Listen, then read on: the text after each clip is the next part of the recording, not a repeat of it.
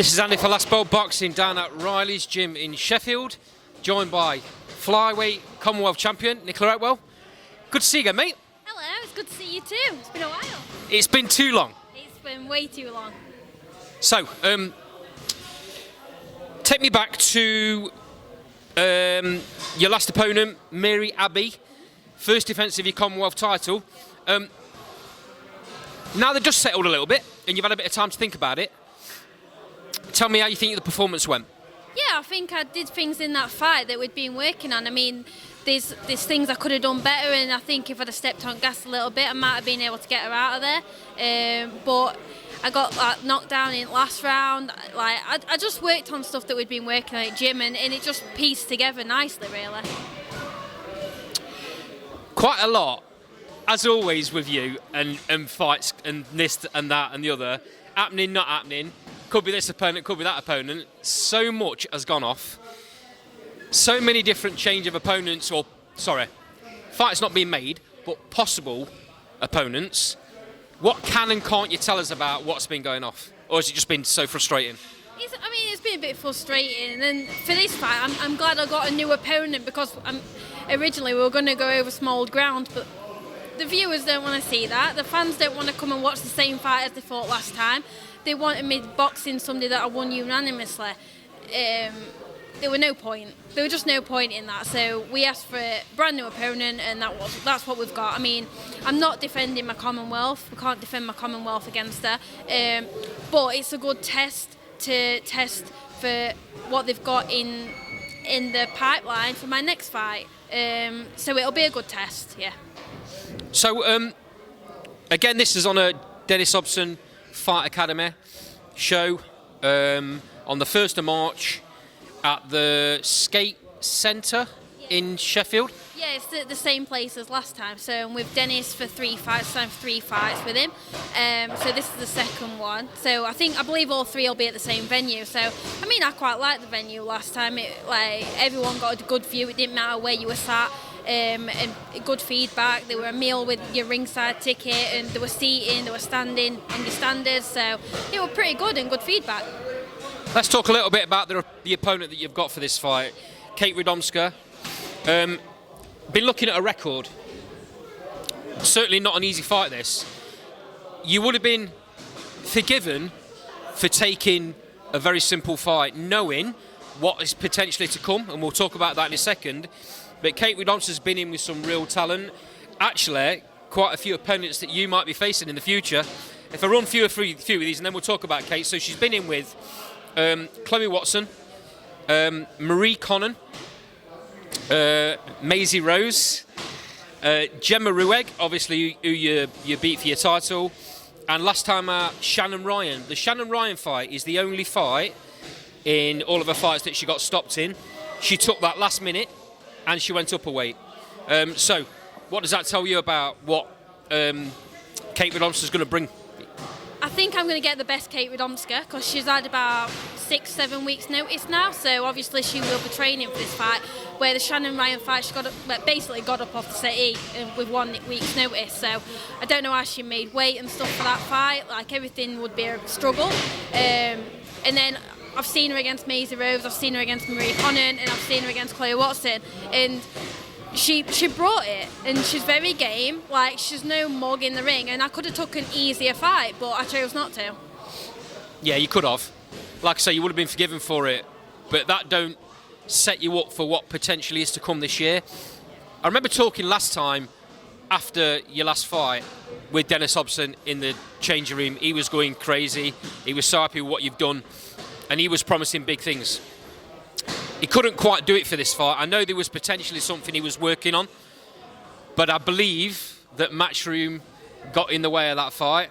I'm not going to talk about what belt it was, because if the facts aren't the facts, I don't want you getting in trouble or anyone else getting in trouble for it. But they were the rumours. So potentially that is at the end of the rainbow, as they say. Yeah, I mean, there's not much we can say, because it were all talks, and yeah, I think it was Matchroom that ended up getting in the way of that.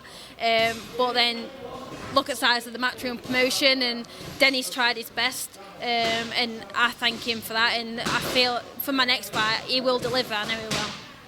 Yeah, he's got really high expectations, and I don't think Dennis is the sort of guy that when he promises something, it ain't gonna happen. And one thing I have got to thank Dennis for is keeping me active, because there's a lot of these girls that I'm sparring at minute, they was out once last year, and Dennis will have me out 3 times from October to end of May. So that's a massive thing, because me keeping active is the best thing for me. So all these other girls are only fighting once a year. Like, apart from your bigger platforms like your Matchroom shows, I mean, Maisie, she's been out quite a bit, and Shannon Ryan, but the girls who don't have a promoter, they're not getting out. So I'm looking at your face. Them cuts have healed really well. You can't see anything now. Happy with how they've gone? Yeah, really happy with how they've healed and stuff. So they've healed really well, but then after the fight, I've actually looked after my skin as well. So Morphy did me a skincare package for Christmas with the mask that lights your face up and everything like that. So I have been looking after my skin, so I'm hoping it pays off. Bless her, she's good to you, isn't she? Yeah, she said that she did research and knew what cream I had to put on my face and this mask on certain settings and everything like that. So yeah, she looked after me. Even that one that opens up under your eye, that looks like it's almost gone completely now. Yeah, it does, yeah. Okay, talk to me about camp for this fight, because like you've just said, he's kept you active. You were out just before Christmas and you've not had to tick over for 6 or 8 months like a lot of fighters in the country are doing, especially female fighters. We'll talk about that shortly. But you've been able to just come straight back into camp after you've had your little break. Actually, before we talk about that, what was Christmas like? Yeah, Christmas was really good. I mean, it was start of camp for me, but I'd never have a lot of weight to lose, so a lot of fighters, they come to Christmas and they can't have all the Christmas dinner and stuff like that, but because Morphy controls my diet in and out of camp, we can manage it really well. So I was at beginning of camp during Christmas, but it was really good and I enjoyed my Christmas dinner. But yeah, straight after my last fight, Morphy had a bodybuilding competition, then we went on holiday straight after that. But I literally had 2 or 3 weeks like where I just ticked over for a little bit, went on holiday and stuff, and then it was straight back into camp, and it was nice just to have that structure where other fighters are ticking over for like weeks, maybe months, and they don't know when they're fighting. And I've been there, and it can get very frustrating, and you're in gym every day training just in case that date comes up and it doesn't, and then you have to keep going. You need to make sure that you're peaking at the right time, so you can't do too much. And it is hard, but having this balance and knowing actually, right, I'm going to be out in March, and then like after March I know I'm going to be out in May, so I know then I can have like a week or 2 off, like completely off, let my body recover, and then I can get back in the gym and I can start a camp again. I'm not ticking over. Has it made a difference to how you feel? Yeah, massively. Like, I just feel like the structure's better, and if I have structure, it's so much better. Like, I can balance my work, I can balance my sports massage, everything around it. And I think it's just better mentally, because you know that you've got a date and you're not like, oh, when's it going to happen? Like, because I feel sorry for a lot of these girls at the minute, because they think they're fighting, like, and they're not. They be messed around with dates, where I'm lucky I've got Dennis that has put me on and I'm on. Yeah, the amount of fighters that I've spoke to recently that are being promised dates, they're doing a full camp, and then with 2 or 3 weeks left, fights are being pulled, shows are being pulled. While we're talking about the subject, I've asked a few people recently, and they've come up with different answers of what they believe's going on. But there's been a definite shift in the focus on female boxing in the last year or two, compared to what was happening a couple of years back when there was loads of female fighters on big shows, if not headlining big shows, to this year, it's been almost non-existent. What do you think's causing it? I don't know. Like, originally I thought like all the Saudi shows were doing it, and they were throwing so much money into that, and then the men's boxing over there, and then that just took everything away from everything that had been going off over here, and there's not as many female fights on cards anymore. Like, you look on fight cards and it was rare for there not to be a female fight on there, but now it's like you're shocked again when there is a female fight, but then it's like we've gone backwards, because that's how it used to be like a few years ago, where last year and probably a year before that there was a female fight on every single big show, and now it's just gone back to how it was. I just don't get it. I don't get it, because there's so much talent coming through as well. There's so many good fights that you can put on. So disappointing, isn't it? It's one of them. I don't know where you go with it. You've just got to hope that the big promoters start seeing the talent that's coming through, like you've just said. Yeah, you'd like to think so, because I mean, the weight categories, there's more fighters in every weight category now. I think in mine now there's like 7 or 8, where last year there were like 4. Like super flyweight, it's same, and then we can always move categories as well. So there's so many boxers coming through, and so much talent, and so many good fights that can be made in each category. Like they couldn't do like tournaments in each category now, and it'd make a good night of boxing. Right, back to your fight, back to your training and progression in the gym, because I know you're always working hard. I know you're always learning new things. Daz has a mind of different aspects of boxing, and he keeps a lot, and he brings a bit out of each camp. What have you learnt new in this camp, without giving too much away, obviously?